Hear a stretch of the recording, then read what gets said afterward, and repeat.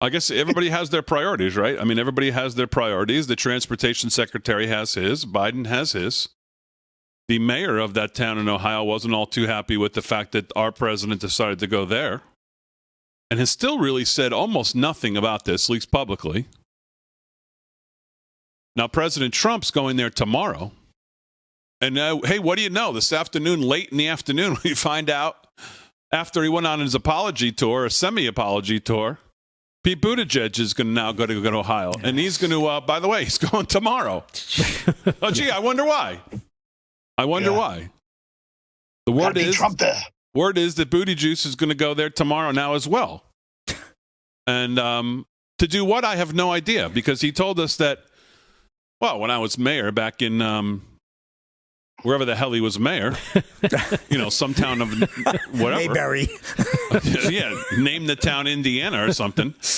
He says, we had all kinds of disaster. Well, what? Too big a pothole? Like, what was the disasters that he had in small town Indiana? Compared to what's been going on? What is he talking about? Did you hear him say this? It was quite a ruckus at the filling station. Yeah, exactly.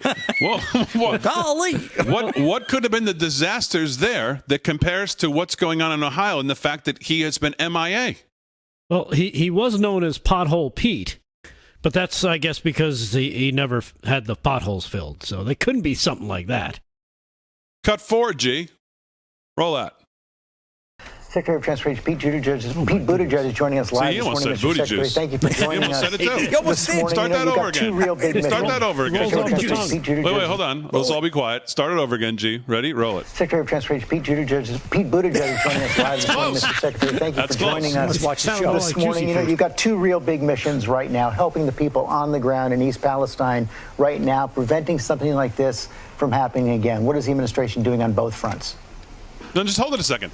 How about what went into the decisions to do this? Were you involved? What was going? How about some questions? Now that we finally have his attention, how about some questions? Were you involved? Who made the call that this controlled burn was the way to do it? What was the deciding factors? Who was involved? Who'd you speak to? What have you done? How about that? Oh, we got to make sure it never happens again. Okay, George, thanks. All right, go ahead, G. Right. So one of the biggest things to support the people of East Palestine is to make sure that they have access to the public health support they need, to the environmental resources they need. That's why the EPA Administrator, Michael Regan, will be on the ground there again, and why CDC is going out there. The administration has come under some fire for its response to the mayor of East Palestine. Now, could you come up with two alphabet gangs that you trust less, than the EPA and the CDC or whatever the hell he said? Who cares about them going out there?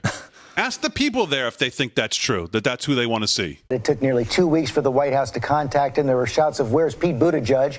at a town hall meeting last week. What's your response to that? When are you going to go to East Palestine?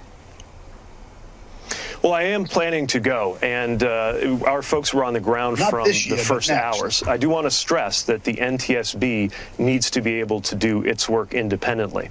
But when I go, the focus is going to be on action. See, this is what they all do, these losers. They all make it sound like they're so big and important that them being on the ground there would somehow be a distraction, that somehow that would get in the way of, the NTSB needs to be able to do their work. Oh, okay. What, you on the ground there is so doesn't prevent them from still doing their work while you talk to people, talk to real Americans, get on the ground, shake hands, say something, do something, be useful.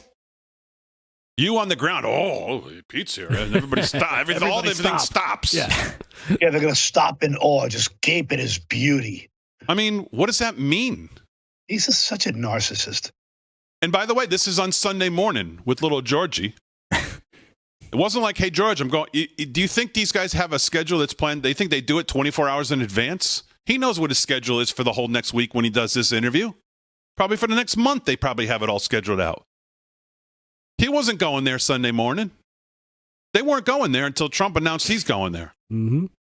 Now, all of a sudden today, at 4 o'clock this afternoon, he's going there tomorrow when President Trump's going to be there. And we're going to be there on the ground, by the way, tomorrow morning with Ed and Karen.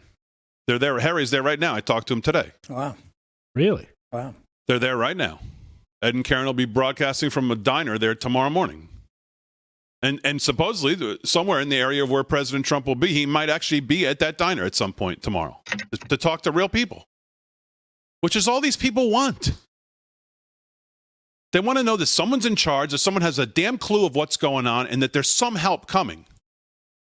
So they don't have to upend the only life they know. Go ahead. My hometown for 8 years. We dealt with a lot of disasters, natural and human. And one of the things I noticed very quickly is that there's two kinds of people who show up when you have that kind of disaster experience. People who are there because they have a specific job to do and are there to get something done, and people who are there to look good and have their picture taken.